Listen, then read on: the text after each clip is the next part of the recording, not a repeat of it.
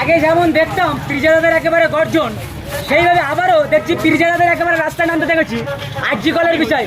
এই আন্দোলন কত বড় হবে বা কি দাবি জানাচ্ছেন এই আন্দোলনের বিষয়? আরজি কল নিয়ে আমার পশ্চিমবাংলা হিন্দু মুসলমান দলিত আদিবাসী এবং মৌলানা মৌলভী হাফেজ কারি পণ্ডিত যতজন আছে সবাইকে রাস্তায় নেওয়া দরকার। আজকের এই ফুরফুরা শরীফ যখনই অন্যায় হয় ফুরফুরা শরীফ মাঠে নামে এবং ছাত্র সমাজ মাঠে নামে। আজকে ছাত্র ফুরফুরা শরীফ নেমেছে এবং আমাদের যত তাদেরকেও রাস্তায় নেওয়া দরকার।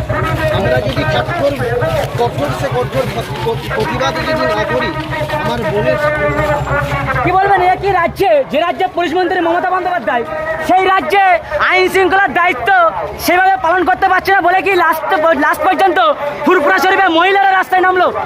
দেখেন, রাজ্য সরকার কেন্দ্রীয় সরকার এসব আমি বুঝি না, আমি একটাই বুঝি আমার বোনের বিচার হোক। আজকে ফুরফুরা শরীফের মহিলারা আমার মায়েরা